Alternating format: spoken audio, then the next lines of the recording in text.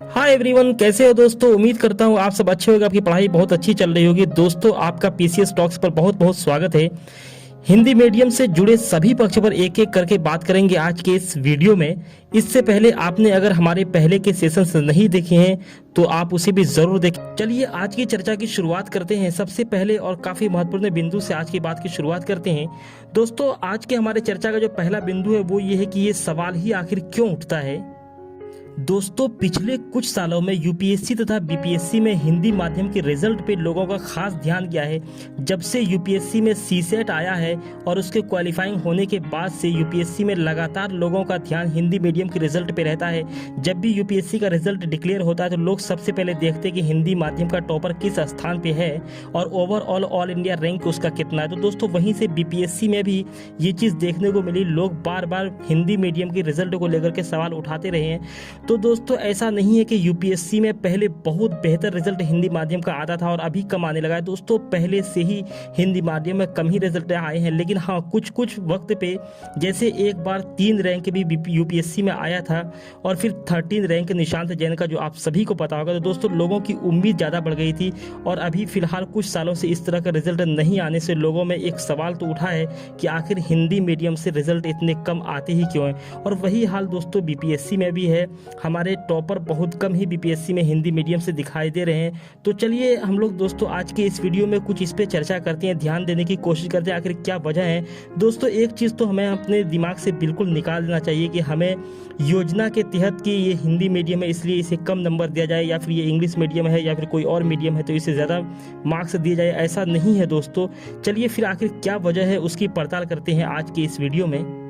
दोस्तों, जैसा कि आप सभी को पता है, पिछले कुछ सालों में इंग्लिश मीडियम का क्रेज इंडिया में किस तरीके से बढ़ा है और इंग्लिश मीडियम के बढ़ने से इंग्लिश मीडियम में परीक्षा देने वालों की संख्या भी बहुत ज़्यादा बढ़ी है। जैसे कि बहुत ज़्यादा इंजीनियर्स देश में बन रहे हैं दोस्तों, और लगभग इंजीनियर इंग्लिश मीडियम से ही बनते हैं और बहुत सारे इंजीनियर यूपीएससी या बीपीएससी की परीक्षाएँ देते हैं तो उसमें से ज़्यादातर इंग्लिश मीडियम को ही अपना माध्यम चुनते हैं। तो दोस्तों, जब परीक्षा देने वाले की संख्या इतनी ज़्यादा है इंग्लिश मीडियम से, तो जाहिर सी बात है कि इंग्लिश मीडियम से रिजल्ट भी ज़्यादा होगा और उसी अनुपात में दोस्तों इंग्लिश मीडियम का रिजल्ट भी बहुत ज़्यादा रहता है। और हर साल हम लोग जब रिजल्ट की सूची आती है उसमें देखते हैं तो इंग्लिश मीडियम के अलावा बाकी मीडियम वाले बहुत कम ही दिखाई देते हैं। दोस्तों, हिंदी मीडियम से तो फिर भी रिजल्ट दिख जाता है और जो कई क्षेत्रीय लैंग्वेज है उससे तो रिजल्ट और भी बहुत ही कम देखने को मिलता है। और बीपीएससी में पिछले कुछ सालों में ये चीज़ भी बहुत ज़्यादा बढ़ गया है कि यूपीएससी की तैयारी करने वाले बहुत सारे एस्पिरेंट ऐसे हैं जो साथ ही साथ बीपीएससी की भी परीक्षा देते हैं। और कई जो दूसरे राज्य के परीक्षार्थी हैं, यूपी, मध्य प्रदेश, राजस्थान और कई ऐसे राज्य हैं जहां के अभ्यर्थी भी अब बीपीएससी की परीक्षा देते हैं। तो उसमें ये कॉन्फिडेंट इस वजह से भी आता है क्योंकि दोस्तों वो इंग्लिश मीडियम से होते हैं तो उसकी अच्छी तैयारी होती है, तो वो लोग भी आकर के यहाँ अच्छे खासे संख्या में कामयाब होते हैं। इसलिए भी इंग्लिश मीडियम वाले का रिजल्ट ज़्यादा देखने को मिलता है। और दोस्तों, जो हिंदी माध्यम वाले होते हैं उनके साथ एक चीज़ और भी होता है कि जो बहुत सारे स्टैंडर्ड बुक्स जितनी भी हैं उसमें से ज़्यादातर बुक्स दोस्तों इंग्लिश में ही ओरिजिनली उनके राइटर जो उसको इंग्लिश में लिखते हैं, बाद में उसका हिंदी और कई भाषाओं में अनुवाद किया जाता है। तो दोस्तों, कहीं ना कहीं अनुवाद की परेशानी जब यूपीएससी में देखने को मिलती है तो जाहिर सी बात है बीपीएससी में बहुत सारे वक्त जो है अनुवाद की जो कि परेशानी देखने को मिलती है। उसकी वजह से कई बार तो क्वेश्चन में जो पूछना चाहता है उसका भाव बिल्कुल बदल जाता है, जिसकी वजह से हिंदी माध्यम वाले को कहीं ना कहीं नुकसान। दोस्तों, बहुत बार परीक्षार्थी जवाब लिखते समय हिंदी के कुछ ऐसे शब्दों का प्रयोग कर लेता है कि हो सकता है उससे कॉपी जांच करने वाले सही तरीके से अवेयर न हो और उसका हिंदी का एग्जैक्ट वर्ड उसे नहीं पता हो, तो भी वो सही तरीके से मूल्यांकन नहीं कर पाते हैं। उसका भी हिंदी मीडियम वाले को कभी कभी हर्जाना भुगतना पड़ जाता है दोस्तों। और एक बात है कि हिंदी मीडियम वाले में कॉन्फिडेंस की भी कमी होती है और ये बहुत बड़ा रोल प्ले करता है दोस्तों। ये आपके पास कॉन्फिडेंट होता है तो आप बहुत सारे बैटल कॉन्फिडेंट की वजह से भी जीतते हैं, और ये चीज़ हिंदी मीडियम के साथ होता है कि उनका कॉन्फिडेंट कहीं ना कहीं इंग्लिश मीडियम वाले से कम रहता है, इसलिए भी वो अपना 100% नहीं दे पाते हैं, जिसकी वजह से भी उनके रिजल्ट में कमी देखने को मिलती है।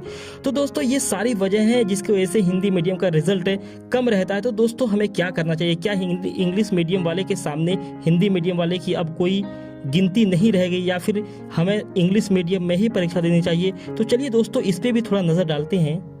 तो दोस्तों सबसे पहली बात यह है कि अगर आप हिंदी और इंग्लिश बराबर जान रहे हैं तो प्लीज़ आप इंग्लिश मीडियम ही चुनें परीक्षा के लिए, और उसमें थोड़ा और मेहनत कर ले तो आप काफ़ी अच्छा इंग्लिश मीडियम में कर सकते हैं।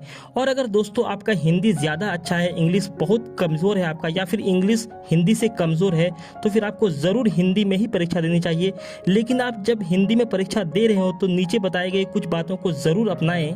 तो दोस्तों जो इंग्लिश जानने वाले हैं या फिर जो इंग्लिश मीडियम के लोग हैं उससे कुछ ना कुछ सीखते रहें। उनके कभी नोट्स देखें, कभी उनकी कॉपीज को देखें, या फिर इंग्लिश मीडियम के टॉपर्स की भी आप कॉपी देख सकते हैं, काफ़ी कॉपी इंटरनेट पर।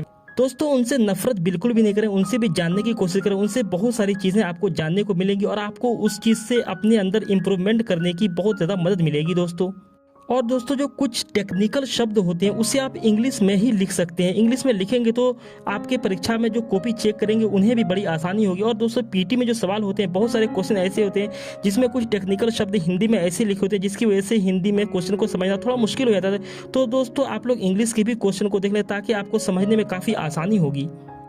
और दोस्तों रोज रोज इंग्लिश के कुछ वर्ड सीखने की कोशिश करो, और वैसे वर्ड जो आपके एग्जाम से डायरेक्ट रिलेटेड है वैसे शब्द सीखने की कोशिश करें। दोस्तों एक दिन में ये नहीं होगा, लेकिन निरंतर प्रयास करेंगे तो एक दिन ये जरूर हो जाएगा और इंग्लिश का काफ़ी सारे शब्द आपके शब्दकोश में शामिल हो जाएंगे। और दोस्तों आप अपनी हिंदी को भी और ज़्यादा बेहतर कीजिए। इससे मेरा मतलब ये नहीं कि आप बहुत सारे सांस्कृतिक शब्दों का प्रयोग करें, लेकिन दोस्तों आप अपने हिंदी में भी परवाह लाने की कोशिश कीजिए, जिससे आंसर बहुत अच्छा निकल के आता है और काफ़ी अच्छे मार्क्स मिलने की संभावना बनती है। और दोस्तों आप फुर्सत के वक्त में इंग्लिश न्यूज़ भी सुन। और अगर दोस्तों आप कोई इंग्लिश वीडियोस देख रहे हैं या फिर हिंदी वीडियो ही देख रहे हैं, उसमें इंग्लिश सबटाइटल अगर हो उपलब्ध तो उसे भी जरूर देखें। सबटाइटल से भी बहुत सारे वर्ड सीखने को मिलते हैं। दोस्तों अगर आप इन बातों को मान करके तैयारी करेंगे तो हिंदी मीडियम से न सिर्फ आप सफल हो सकते हैं बल्कि आप अच्छे रैंक भी जरूर ला सकते हैं। दोस्तों आज की वीडियो में इतना ही रखते हैं। उम्मीद करता हूँ आपको ये वीडियो इन्फॉर्मेटिव लगा होगा, आपका आत्मविश्वास थोड़ा जरूर बढ़ा होगा। कोई सवाल हो तो आप कमेंट बॉक्स में उसे जरूर लिखिए। ऐसे ही किसी अन्य महत्वपूर्ण वीडियो के साथ जल्द आपके साथ आएंगे। Thank you so much guys, bye.